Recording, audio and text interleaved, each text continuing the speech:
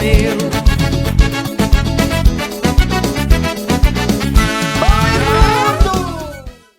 Oi, mundo! Hoje nós estamos dando aquele rolê em Belém do Pará para conversar com o cantor-compositor Matheus Moura, que está trazendo uma novidade quentinha para gente. Matheus, muitíssimo obrigada por ter aceito o convite de Papo com a Hélia. Seja bem-vindo novamente. Obrigado, é um prazer estar aqui de novo. Obrigado pelo carinho de sempre, Hélia. Amanhecemos hoje com um presente delicioso de escutar, que é o álbum A Imitação do Vento. Então, esse álbum ele tem 12 músicas, todas muito bem produzidas, com maestria, eu diria. Meus parabéns, Matheus, o trabalho está lindo.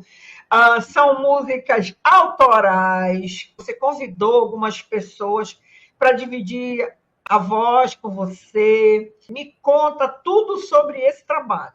Acho que a primeira coisa é o tempo. Foi uma questão nesse trabalho em vários sentidos e confiar mesmo no processo, de ir fazendo como é possível, mas também ir não desistindo, né? Então, acho que eu estou agora num momento já dando uma boa notícia, né, de fechamento de ciclo e abertura de outro, porque no dia do lançamento, exatamente, sem programar, né, eu recebi a notícia de que eu fui convocado na suplência do edital da Aldir Blanc para esse projeto circular. É muito simbólico, assim, de confiar mesmo num processo, de ir levando ele da forma que dá, se adaptando à realidade, às condições, e trazendo resultados, e tanto afetivos, né, em relação a parceiros criativos que vão se somando, quanto a pessoas que vão ouvindo, e também essa música vai significando alguma coisa na vida delas, a música vai cumprindo o seu papel além do autor, né, quanto também nesse reconhecimento, também nesse lugar de conseguir bancar, conseguir ir para um próximo passo que é muito importante, que é incomum para a gente, infelizmente, que é da gente conseguir circular o trabalho, né? Porque muitas vezes a gente, nesse processo todo de construir, de criar, de produzir, que é ali com várias pessoas, com várias parcerias, a gente chega no momento de circular e aí acontece um pouco a nossa conversa anterior aqui, a entrevista, que é: e aí, tem algum teatro? Não tem. Como vai de Belém para Santarém, por exemplo, que a gente sabe que é muito caro, né? A gente tem essa dificuldade imensa de circular, inclusive dentro da própria cidade, muitas vezes, né? A gente consegue uma pauta no teatro por ano na cidade, se endividando, então já é uma coisa, a gente pouco consegue, isso é comum a todas as artes aqui, a gente consegue apresentar pouco, e isso, para alguns artistas, se a gente for pensar na música de uma forma mais geral, é algo até, assim, talvez eles nem soubessem como fazer música assim, porque muitos deles estão acostumados com essa dinâmica, né? Constrói um trabalho, circula, fica ali maturando, tocando, e ele vai crescendo, e a gente muitas vezes não tem isso. Então, estou muito feliz com essa possibilidade de fazer isso com esse trabalho. São questões do tempo, assim, que esse trabalho vai me dando aos poucos, mas vai me dando, em algum momento, com certa consistência. A escolha desse repertório, que eu tenho outros repertórios também, né, de composição, componho desde os 24, estou com 37. Mas essas músicas que eu recortei para esse álbum, elas estão muito assim no momento em que eu estava morando mais próximo da natureza, né? Isso vem muito pro disco, inclusive isso vem materialmente pro disco, porque a primeira música, que é a Orelha de Pau, o som que a gente escuta dos passarinhos é uma manhã num dos lugares que eu morei, que foi em Santa Bárbara, lá em Vila Maurícia. E muitas dessas músicas, elas vieram desse lugar também do solitário acompanhado, assim, né? Que é uma coisa que eu falo na última música também, né? Solo. Me dizem que estou só, mas na verdade tem ali muita coisa acontecendo, muitas presenças, né? Eu queria traduzir nesse álbum esse lugar aí das travessias, desses momentos solitários que eu vivi, né? E onde eu aprendi muito sobre o tempo também. Uma coisa que a gente conversou em off, mas eu faço questão de deixar registrado, é a produção musical, são os arranjos, tudo orgânico. Tem bandolim, tem acordeon, muito violão, tem maraca. Eu tô assim, de verdade, apaixonada. Então me conta esse teu trabalho orgânico, esse pessoal que te acompanhou, quem foram os músicos que te acompanharam? Eu estou mais acostumado, pessoalmente falando, em trabalhar dessa forma, né? Agora, inclusive, eu estou numa experimentação com um amigo meu de música eletrônica. Eu quero experimentar um pouco isso também. Realmente, quando eu comecei a gravar, eu fui mais para esse caminho um pouco na contramão, às vezes, do contemporâneo, né? Que é realmente, né, valorizar essa coisa do... não só do orgânico, nesse sentido de gravar o instrumento acústico, mas de pesquisa de timbres, inclusive. No caso de um outro projeto que eu faço parte, que é o Manto, a gente pesquisa muito isso a partir da materialidade do nosso território amazônico, né? Então, os tambores, os instrumentos artesanais que são feitos por pessoas daqui, a partir de elementos daqui. É uma pesquisa muito forte nesse trabalho que é o Manto, né? No caso do Imitação do Vento, é um trabalho assim que, nessa questão da produção musical que tu está falando, eu tenho uma parceria que começa quando eu faço parte da banda Lerita Pavone, e a gente começa a gravar as nossas músicas no Renato Torres, no início do Guamundo, que é o estúdio que começa no quarto dele, né, no Guamá. A gente gravou um EP lá, que é o Voltar a Viver, e virei muito amigo do Renato, eu convidei ele depois para gravar a trilha sonora de um filme que eu fiz. A gente tem uma parceria criativa assim bem intensa. E aí eu sempre soube que eu ia gravar algum disco solo lá. Quando eu pensei nesse repertório, eu tinha esse nome, a Imitação do Vento tinha esse nome na minha cabeça, né? Aí eu fui juntando esses pontos, né? Eu quero fazer um disco que soe mais dessa forma, como tu tá falando, bem orgânica, de uma certa tradição da música popular brasileira, assim, dessa música mais contemplativa, mais introspectiva, né? Traduzindo essas canções que eu tinha, que eram todas em primeira pessoa, é uma característica também. Eu componho às vezes em terceira pessoa, mas nesse disco não, todas são assim esse lírico, né, mais exposto assim. Foram delimitações que eu fui tomando assim, né? E lógico, quando eu pensei no Renato, eu também estou pensando em questão de produção, porque não teve apoio financeiro nenhum esse trabalho a princípio, depois eu consegui algumas doações, fui aos poucos fazendo com o Renato no tempo, ele foi muito generoso nesse sentido. Eu não tinha recurso no início, ele falou, não, vamos fazendo e vai pendurando a conta, né? Eu pensei, lógico, no Renato como um grande instrumentista de cordas também. Então, o Renato vai desenrolar muita coisa aqui. Então, ele fez todos os violões são do Renato, tanto violão nylon quanto aço, viola caipira, contrabaixo elétrico, que aparece em algum momento ali.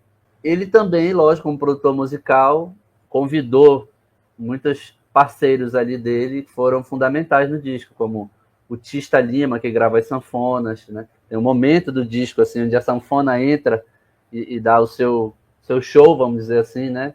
O Marcelo Ramos, por exemplo, que também é um sambista lá do Guamá, a Fúria do Guamá, como é conhecido lá, fez violão 7 cordas, fez bandolim, fora várias outras pessoas, não vou conseguir citar todo mundo agora, mas tá lá a ficha técnica, né? A produção musical acabou sendo esse encontro e essa intimidade já construída entre eu e o Renato, e a gente, sabendo bem o que a gente queria, assim, apresentei as músicas para ele, e a gente foi sempre conversando, ele sempre muito generoso também como produtor musical, vendo as harmonias das músicas, melhorando, sofisticando algumas coisas, entendendo o caminho de cada coisa.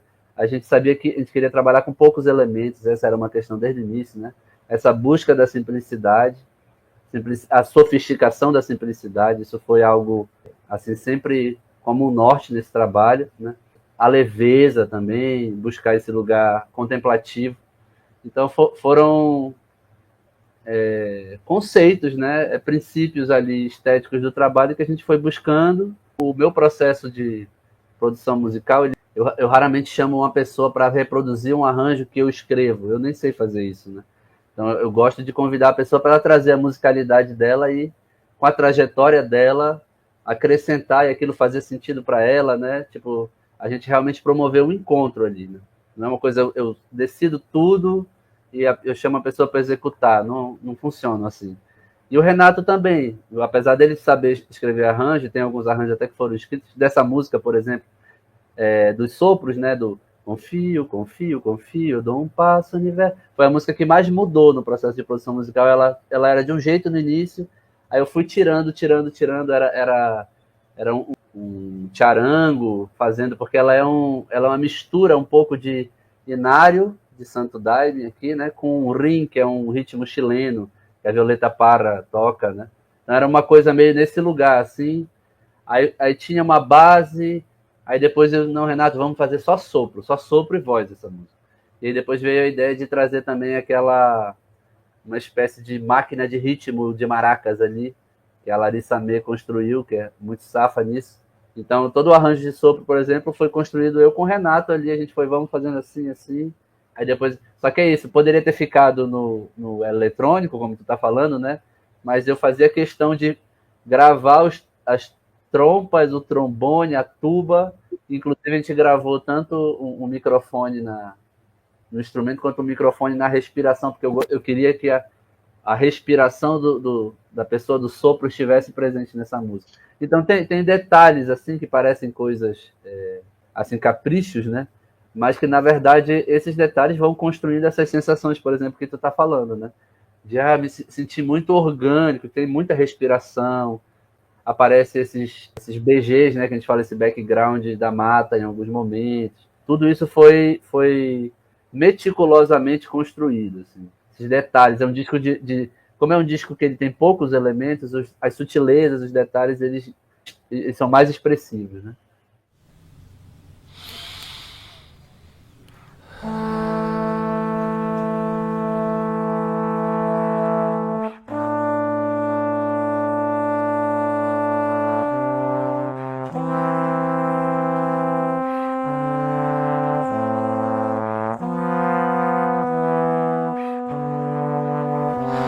Confio, confio, confio.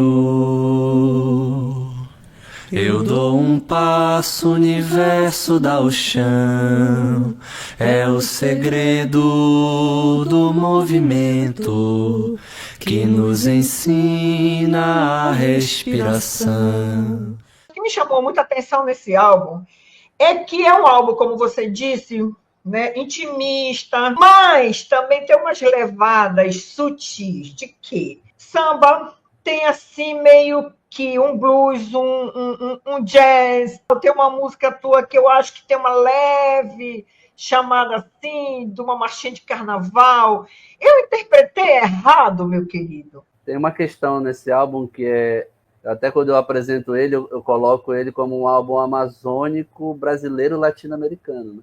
Então tem essa coisa, assim, ele realmente fala daqui, não de uma forma como se está acostumado a falar daqui, né? Traz elementos daqui mesmo para o álbum, ali de uma forma mais oculta, mas está presente, de forma mais sutil, mas está presente. Trabalha com gêneros que são considerados de outras regiões do Brasil, né? Trabalha com baião, com o shot, trabalha com samba, como tu falou, né? Tem um samba canção, tem uma música que é uma bossa um pouco mântrica, assim, né? E trabalha com a coisa do latino-americano, né? Tem uma música que ela tem uma coisa entre salsa e samba, assim, que é Manhãzinha, da Larissa e minha, né? Uma música em parceria. E tem E Por La Madre Tierra, né? Que é a música que eu fiz. Eu fiz essa música quando eu estava viajando no Chile.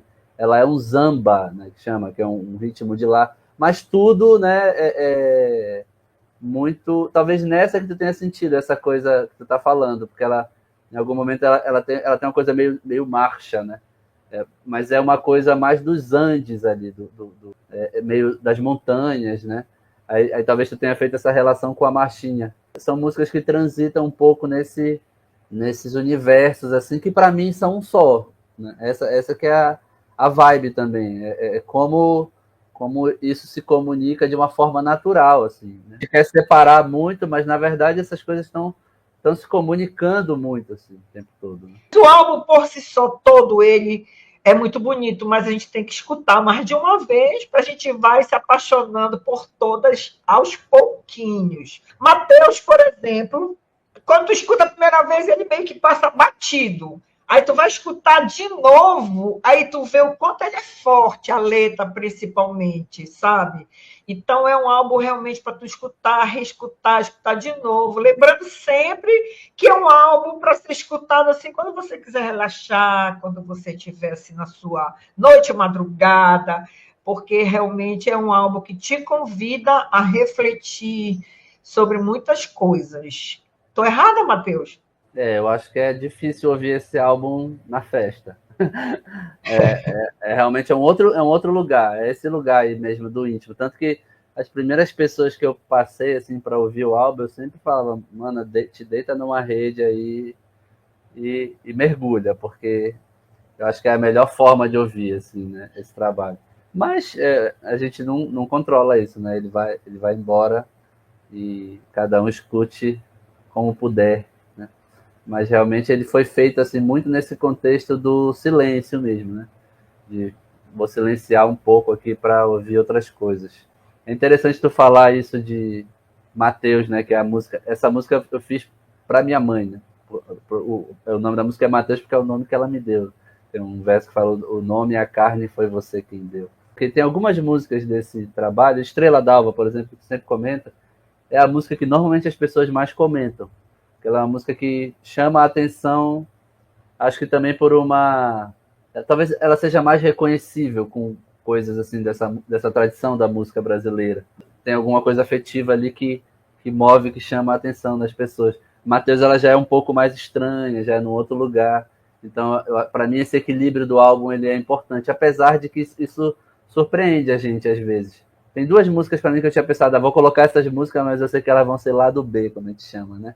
Que era O Sopro e Mateus. Mas no show que a gente fez agora recentemente, as pessoas, essas duas músicas vieram mais para frente, assim. Então, são coisas que vão acontecendo na recepção que são curiosas também. Agora, só para também falar de uma coisa, explicar um pouco isso também nesse processo de lançamento do trabalho, que talvez confunda um pouco às vezes. O trabalho eu fiz desde 2020 até 2025, foram 5 anos de produção musical desse projeto, que é a Imitação do Vento, esse projeto musical, que eu não apresentava ele, porque eu penso assim, hoje em dia, tem um projeto musical que tem uma certa proposta estética, e aí esse projeto musical vai virar um disco, vai virar um show, e vai virar um filme, enfim, vão ter resultados diferentes desse mesmo universo. E no caso da Imitação do Vento, nunca tinha tido uma apresentação, realmente eu foquei em construir ele no estúdio.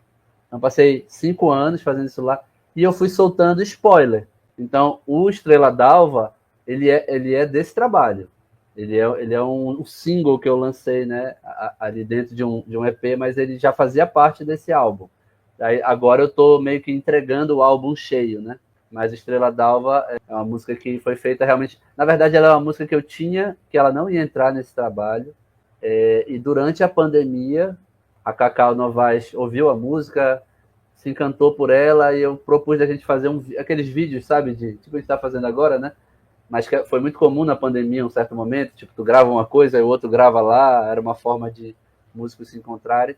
E a gente gravou eu, ela e o Sarrazin, essa música na pandemia, e ela teve ali um sentido terapêutico também ali, né, de esperança mesmo naquele momento. Então, foi tão forte assim esse arranjo que a gente construiu a 3 vozes, digamos assim, que eu falei, não, essa música tem que entrar. Aí depois ela acabou entrando dessa forma, Estrela d'Alva, e ela ganhou já um arranjo de viola caipira. A Rafaela Bittencourt, que mora em Manaus, gravou as percussões, um baião, um coco baião. O Renato gravou os violões, a viola caipira, e aí o Sarrazin gravou a flauta e a Cacau as vozes. Vamos aqui encerrar esse bloco de músicas e tal com uma música, que é a primeira faixa, que é a Orelha de Pau. Meu amor, me explica o que é Orelha de Pau. Vou te mostrar. Tá vendo aqui? Não dá de ver muito bem. É uma árvore, tá vendo? Ah, sim, é uma árvore. Sim. Minha mãe que bordou isso aqui, né? Olha que maravilha. Aí aqui tem o tronco da árvore. Sim. Certo? Aqui no tronco da árvore tem um fungo, que a gente chama de orelha de pau, que ele parece uma orelha. Como o Mateus eu fiz em homenagem à minha mãe, essa música eu fiz em homenagem ao meu pai. Meu pai, ele ele é ambientalista.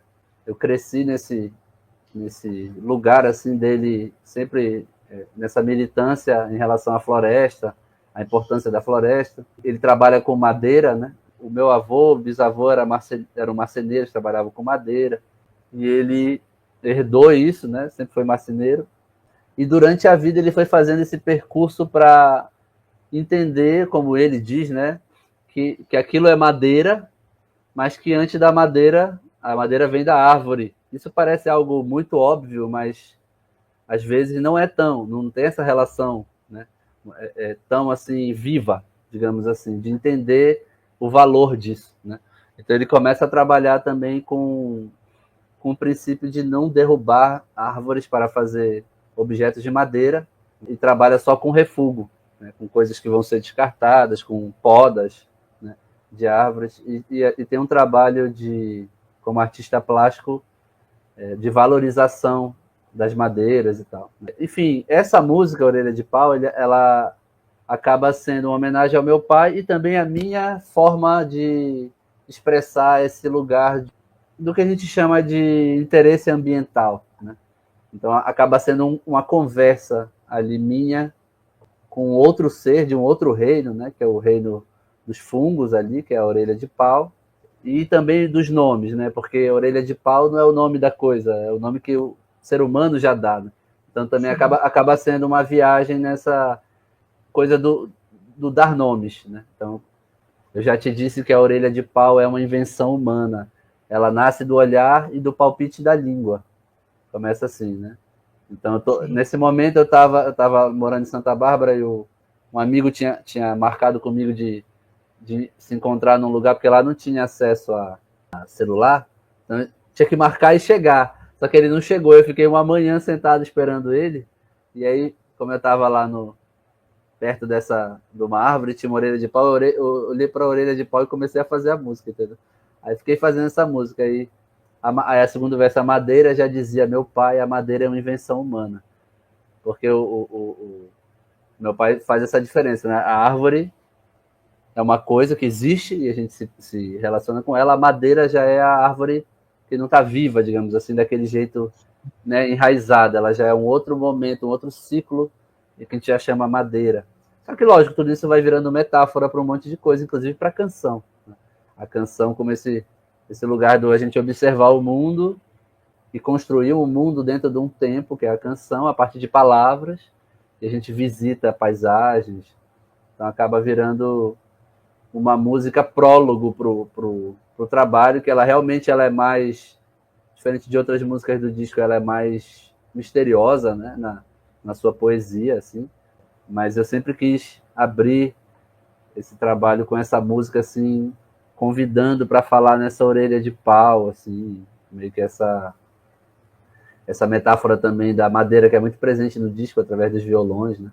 E dos sopros também, tem sopros de madeira, enfim. Acaba sendo essa relação com o que a gente chama desse lugar limítrofe entre natureza e cultura também.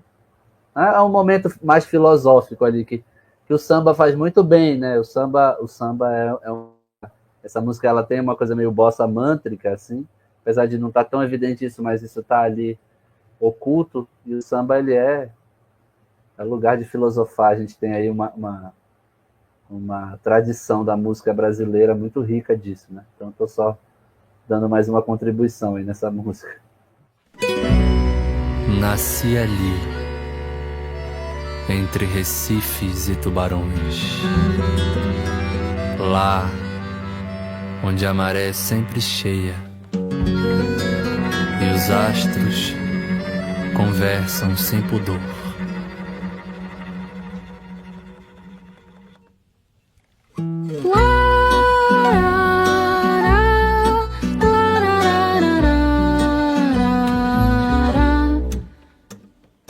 Bom, agora nós vamos falar de duas coisas muito importantes. Um é o título do álbum, como foi que você imaginou esse título, e a outra é a capa do álbum, que tá uma coisa preto e branco, desenhada, uma coisa muito sutil. Então fala dessas duas coisas pra gente. Na verdade, o nome Imitação do Vento pairava a minha cabeça antes do álbum. Porque tem coisas, né, no processo de criação que elas são... As coisas, inclusive, mais importantes do processo de criação, elas são misteriosas mesmo. Elas estão ali como um sopro, né, pegando essa imagem do vento aí. Elas pairam e elas vêm contigo, elas retornam e tu não sabe explicar direito porquê, mas elas ficam ali te povoando. E esse título ficou ali, né? Aí tu vai montando o quebra-cabeça, né, do enigma. Então, quando eu queria fazer esse negócio com o Renato, vi que eu queria fazer, que tinha um corpo de músicas que tinham esse viés contemplativo, tinha esse eu lírico em primeira pessoa, eu juntei as coisas. Falei, pô, é isso que é a imitação do vento, agora eu entendi. Nós somos supersticiosos, né? Então a gente vai acreditando e vai tecendo e vai dando corpo para essa coisa, vai chamando outras pessoas, e quanto mais pessoas vão acreditando naquela loucura, ela vai se tornando coerente e a coisa vai acontecendo, né? Então a imitação do vento foi o nome que veio antes de tudo, vamos dizer, foi a gênese da coisa. Aí o que ela significa, né? Para mim um título, principalmente de um trabalho, assim, mais do que de uma canção, ele tem que ter vários sentidos, senão para mim não é bom o título. Ele tem que ter, eu brinco, tem que ter no mínimo 7 sentidos. Ele tem que ser plurissignificante, né? Então tem vários sentidos no disco, né? Inclusive é interessante ver as pessoas, por exemplo, que estão escrevendo já algumas coisas sobre o álbum, cada uma vai por uma metáfora, né? Uma pessoa fala, a imitação do vento é o canto, né? A imitação do vento é o espírito, a imitação do vento é a liberdade, e é mesmo tudo isso, né? E o próprio disco, né? Ele vai trazendo sempre um ponto novo disso. A palavra vento aparece em vários momentos, quando ela não aparece, aparecem palavras desse campo, o sopro, a respiração. Então, esse campo semântico vai se expandindo ali, né? No decorrer do disco. E se reitera, ou se acrescenta um ponto, ou se contrasta. E o processo poético, eu acredito que é essa urdidura mesmo, né? De sentidos e tal. A capa foi o seguinte, diferente do título, a capa realmente foi uma coisa que foi a última coisa. Como o disco tinha essa questão da sutileza, desse lugar de poucos elementos, eu sempre soube que seria uma capa clara, assim, um preto no branco, cinza, né? Esse lugar ali bem limpo, né? Cores claras, né? Tanto que nosso figurino no show também tem isso, o cenário também é bem aberto, assim, para dar espaço para esse ar mesmo. Eu conheci uma desenhista aqui de Belém, chamada Adriana Nuso. Eu conheci ela num outro processo, assim, vi ela desenhando, e o desenho dela me chamou muita atenção por essa característica. Ela com poucos elementos, ela, sabe como o desenho de japonês, assim, que faz só poucos traços e sugere muito? Tinha um pouco disso, tinha disso no trabalho dela, e eu senti a intuição e convidei, olha, tem esse trabalho e tal, tu quer experimentar fazer esses desenhos e tal? Ela, claro, vamos fazer e tal. Aí ela desenvolveu o trabalho, né? Ela a partir de ouvir as músicas e tudo mais, ela fez propostas de desenho, que eu acho muito interessante, que ela desenha a carvão, mais orgânico e possível, né? Então ela desenha a carvão no papel branco, que parece uma coisa até rude, né? Mas desse rude ela traz muita leveza. Então, ela fez desenhos belíssimos disso, e eu fiquei com esse acervo, digamos assim. Quando eu lancei o single, o primeiro single, que é Manhãzinha, é só um desenho dela, que é um desenho de uma ave, assim, né? Bem assim, singelo também. No meio do caminho, eu queria fazer um ensaio fotográfico, né, para divulgação e tal. Tinha dificuldade de fazer ensaio fotográfico, porque, enfim, tenho dificuldade dessa coisa de pousar muito para foto. Para mim, não fazia muito sentido nesse trabalho eu estar com a minha cara na frente também. Acho que tinha que ser uma coisa mais a obra falando e eu por trás, sabe? Eu meio que oculto nisso, né? Pela própria obra mesmo, né? E aí eu convidei uma amiga minha, uma artista que eu admiro muito também, que é a Antônia Nayane, para fazer um ensaio fotográfico comigo em Cotijuba, lá na Praia Funda, que foi um lugar que eu morei um tempo também, que de certa forma traz essa... Eu tenho uma relação de afeto com o espaço e traz um pouco dessa atmosfera do álbum. E eu sabia que ela, pelo estilo dela, que ela ia trazer uma coisa mais da forma que eu imaginava, né? Que é menos essa foto mais comum, lacrei, né? E uma foto mais, assim, conceitual. Então. Aí fomos lá, ficamos um dia lá em Cotijuba e fizemos esse ensaio fotográfico. No processo de construção da capa, a terceira pessoa que eu chamei para construir essa identidade visual foi uma outra amiga que mora em Minas Gerais, que é a Malu Teodora. Chamei ela como designer. Pensar na fonte, né? Essa coisa de... E aí, no processo dela, a gente foi tendo a ideia de juntar as duas coisas, de sobrepor os desenhos da Adriana com as fotos da Antônia. E a gente foi gostando do resultado. Eu lancei um single, que é Manhãzinha, e 2 EPs. Todos esses são spoilers desse álbum maior, né? Mas todos esses tiveram ali fragmentos dessa identidade visual. Foi sendo essa urdidura de 3 mulheres ali, de 3 artistas diferentes, que a Malu deu esse conceito final, juntando, né, os desenhos da Adriana e as fotos da Antônia. Uma outra coisa que tem nesse trabalho são uns postais. Era uma ideia que eu tinha também, que eu acho que é interessante com esse trabalho, porque como ele tem essa coisa da viagem também, e ao mesmo tempo tem uma coisa meio familiar da casa, tem essas duas coisas, eu achava que era legal ter um postal, meio que para tu enviar para a pessoa, onde atrás do postal tivesse a letra da música, com a cifra, se ela quiser tocar, e tem um QR Code que ela pode ouvir a música. Tinha essa ideia e eu propus essa ideia para a Malu e ela fez. Eu vou pegar aqui para a capa, né? Sim. O contra, só para entender, né? Aí tem a letra, né? Aqui tem mais uma foto. No caso, esse aqui é Luana, que é a música que eu fiz para minha irmã gêmea. Então tem eu e ela aqui pequenos na foto. E aqui tem o QR Code que a pessoa escuta. O meu sonho vai ser realizado, que é eu conseguir aprovado esse edital. Eu vou conseguir fazer agora uma espécie de songbook com isso, entendeu? Então vou fazer de todas as músicas e vou vender dentro de uma caixinha. A pessoa quiser comprar, em vez de ser o songbook como um caderno, ela compra como postais.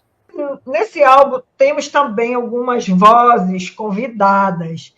Então, me fala dessas parcerias que tu fizeste. Tem muitas, na real, né? É uma característica desse trabalho, assim, de outros também meus, de cantar com as pessoas mesmo, assim. Gosto de estar... As próprias canções pedem isso, né? Que elas querem ser cantadas por mais vozes, assim. E aí eu fui chamando realmente de forma totalmente orgânica, afetiva, pessoas que tinham relação com aquelas músicas ou comigo.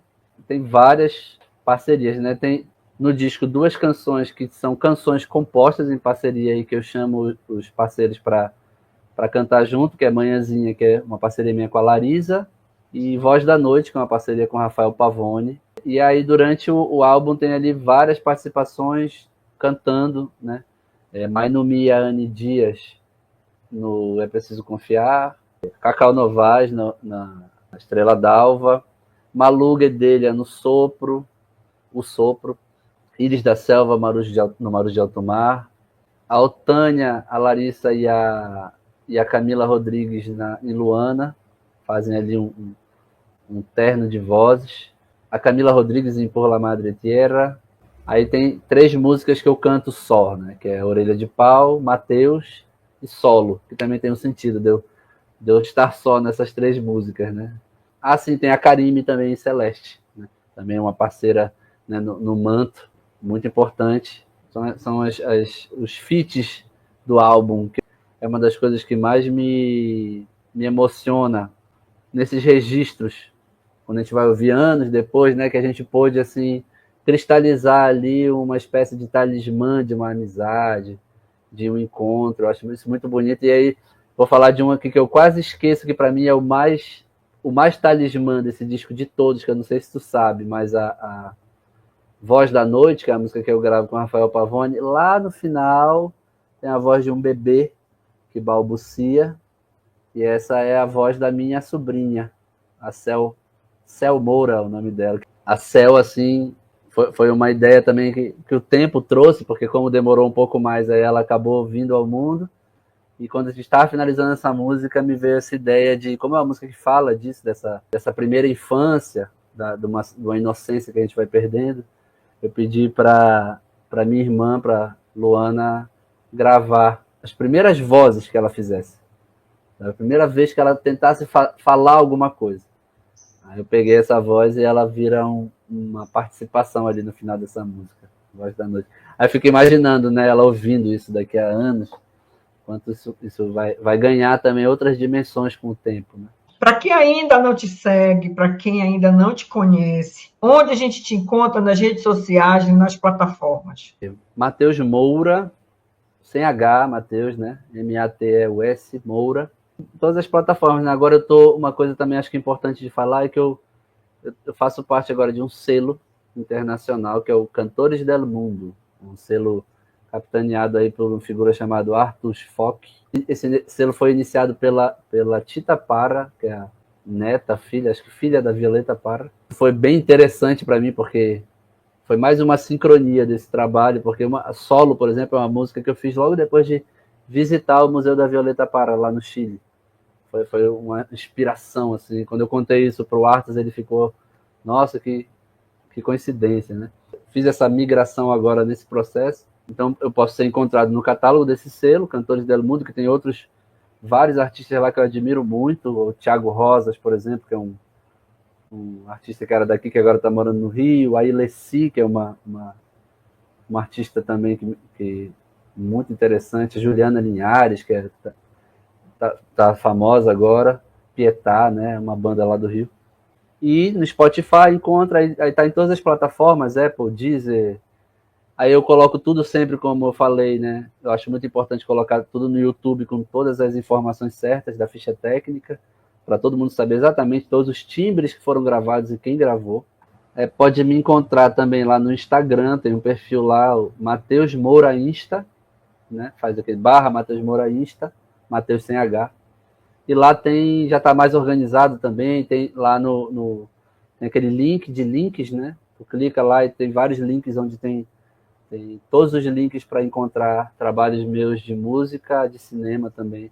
Matheus, para te encerrar esse papo delícia, tu queres deixar aí alguma mensagem? Quero humildemente pedir para as pessoas que se interessam por música, por novos compositores daqui da nossa região, para darem essa chance aí para ouvir não só o meu trabalho, né, Imitação do Vento, mas também todo mundo que tem lançado. Tem um disco que também foi lançado semana passada, do Lerita Pavone, que é a banda que eu também fiz parte, faço parte, de certa forma ainda, tem músicas minhas lá também, e vários outros artistas que estão aí, tanto na cena aqui de Belém, quanto de Santarém, para as pessoas. Acho que o teu trabalho é muito importante nesse sentido, né, de visibilizar isso e convidar mesmo as pessoas a conhecerem mais os artistas do seu território, assim, né? Então é um pedido aí que eu faço para a gente trocar essas impressões sobre a vida a partir da arte, né? Bom mundo, agora que a gente terminou esse café delícia com esse artista maravilhoso, Matheus Moura, o que eu vou dizer para vocês?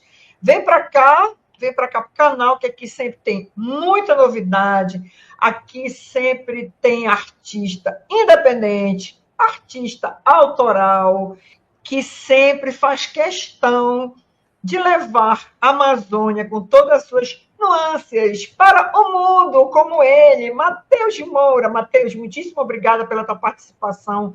Sucesso com esse novo trabalho que, de fato, ganhou meu coração. E te espero aqui outras vezes. Obrigado, Hélia, pelo carinho de sempre aí. Espero que eu também consiga encontrá-la pessoalmente em Santarém, de repente circular esse trabalho. Não custa nada sonhar, né? Oi, mundo! Eu tô de papo com a Hélia de papo com eu.